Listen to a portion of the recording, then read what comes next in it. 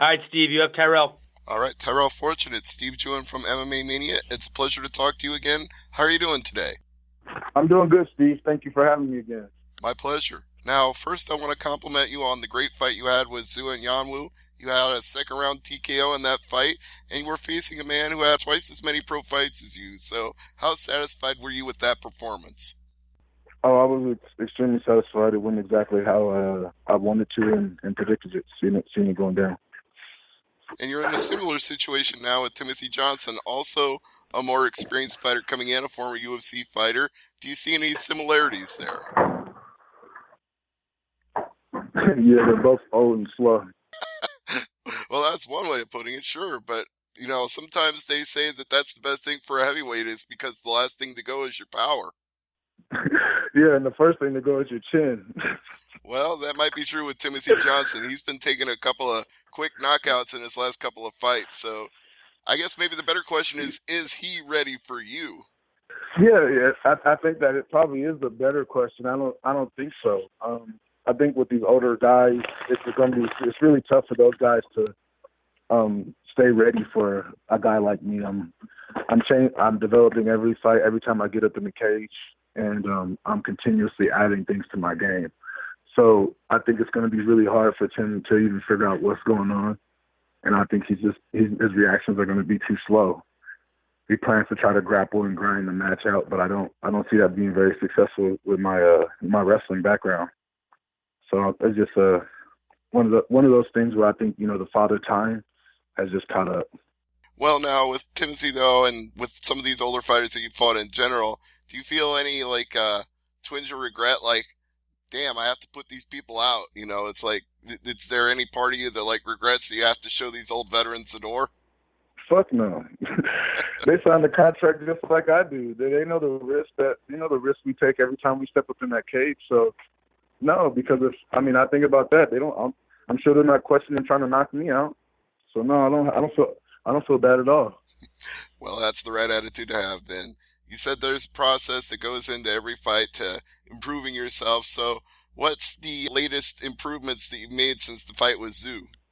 I would say my left hand has just gotten so much better, so much more fluid. I have been working on it a lot before Zhu's fight. It's just that the right hand was there so much and apparent in that fight that I didn't even work too much on it. I really do look to read openings. I don't ever try to force anything. So if I see that something's there and it's working, I'm not gonna go to something that because I want to do it. That's pretty much it. I've been doing a lot more kicks, integrating a lot of wrestling in different ways and situations and positions. Just working on the game overall. I would say mostly though, we always add on to my boxing and kickboxing. I suppose the natural question is, right now you're undefeated 8-0. You'll be moving to 9-0 with a win over Timothy Johnson. So how much longer can this go on before title aspirations are next? I have 2 fights left on my contract, and I really don't see that being far away. If me and Bellator can sit down and get something worked out deal, then I think this next contract will definitely be me moving into fighting the champion fighting for the belt, because this our weight class isn't deep. With 8-0, I'm already have more experience than 65-70% of the division, and the average age of our division is 42. I'm 29, so I think it really already puts me right there in the forefront. If I fight Javi Alala in Congo, I'm right there. So that's 2 fights. It just all depends on who I fight next, what they're looking at, but it's all about the matchup, and I think I could be there under 3 fights. I think one of the interesting things about that, and I'm sure it's crossed your mind as well, is that Ryan Bader is someone you've worked with extensively, and if you get that title shot, it's probably him that you're going to be facing. Yeah, more than likely it would be him. Does that cause any consternation for you or for him, thinking about that, knowing that you two have been friendly with each other up till now? No, we haven't even talked about it. So it's not even something that goes through our mind as far as us training. We just continue to try to learn from each other and improve and work with each other as much as we can. Obviously, once that matchup becomes very more apparent, it'll probably come into conversation. But right now, we just use each other's for the best as we can, and keep getting better. It's just it's a part of the business, and we both understand that, and we both know that. So it's not something. I think once it gets to that point, we'll have a sit down and conversate and do what's best for both of us at that time. Sounds fair enough. Now, do you see any difference with him in his training currently as he's getting ready for Vadim Nemkov? Well, yeah, I mean, he's definitely, that weight cut, getting down and, spending more time with the endurance and cardio and stuff like that, just to make sure his weight's down. And other than that, no, it's still the same, grinding, going at it every day. Ryan stays in pretty good shape all times. He is always working out, and I think that's another thing I've seen from him that I've kind of took from him, of never stop training, continue remaining in the gym, continue working on stuff, improving. It's a very good philosophy to have in this sport, because then you're always ready if an opportunity comes up on short notice. Right. So one other thing I think is an interesting point of comparison, besides the fact that you two train together, is, as you said, he stays in great shape, so it's easy for him to transition from one to the other. Do you think your frame is just naturally too big? Could you ever make that cut yourself? Well, for me to even consider trying to cut to 205, it would have to financially make sense, because that's a risk that I've already done and died from.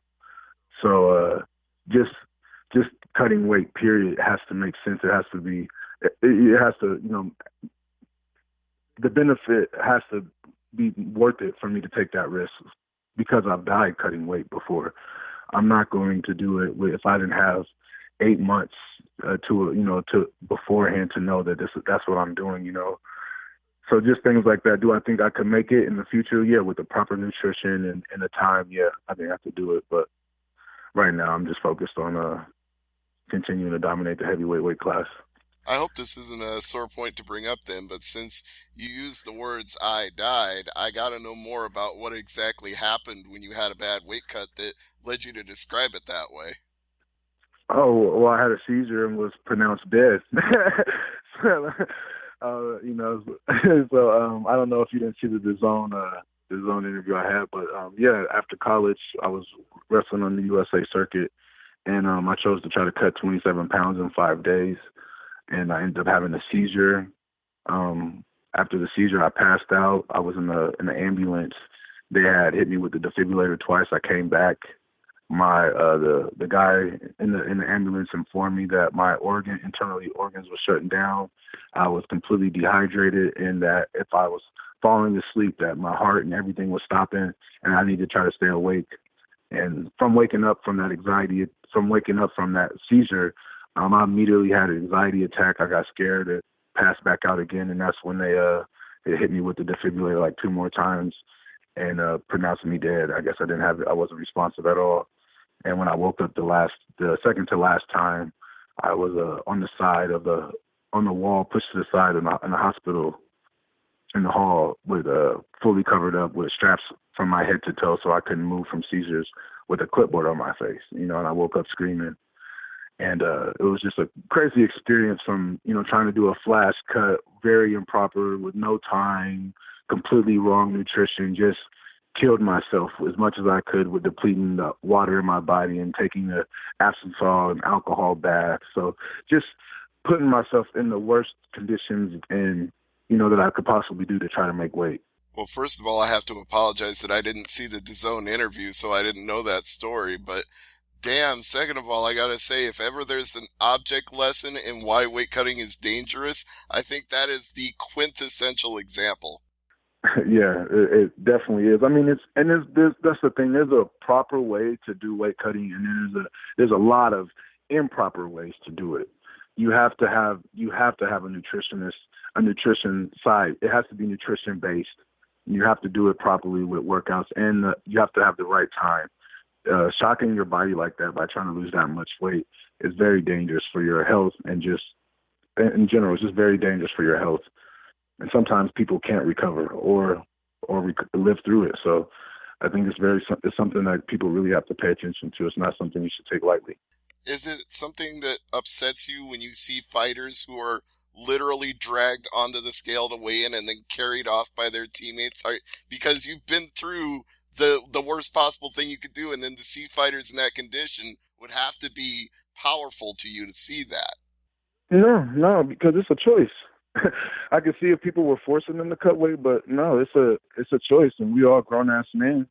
So if you think you're going to be a better fighter or you're going to be tougher because you're going to have 10 pounds on the guy, well, so you're going to try to kill yourself. That's you really not believing in yourself, and you think you need a weight advantage. So do I feel sorry for a guy who's trying to look for a little advantage through a weight cut? Not really, no. That's still your choice, you know? So, no, I don't feel bad for guys like that. I tell guys anytime they ask me about weight cutting and they say anything over 20 pounds, I tell them it doesn't make sense. It's not necessary. You're killing yourself, you know? So be very careful and make sure you have the time to do it right. But no, I don't feel bad for people for that. That's a choice. Do you think states like California then have the right approach where if you're trying to make a cut and you can't make it because it's too much, they tell you the next time you fight there you have to go up in weight? Yeah, I think that's fair. I think they're tired of, you know, that California is huge with high school wrestling, so they probably have had several cases of dealing with kids depleting themselves, passing out, seizures, things like that, and they're, you know, realizing that, okay, if you guys aren't going to do it the right way, then the next time you come here, you can't go down. We're not going to let you risk yourself twice in our state and let that be on us. So I think they're just taking it into their own hands to let guys know, if you want to cut weight in this state and you want to fight in this state, and you better make weight. But I think also at the end of the day, as you said, everybody has a choice to make.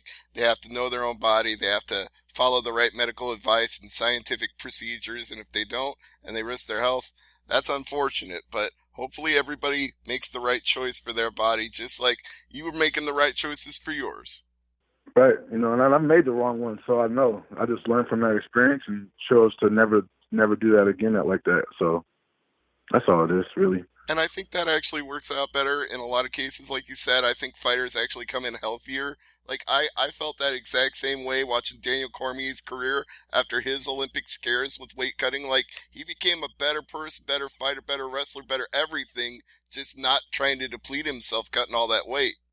Right, exactly.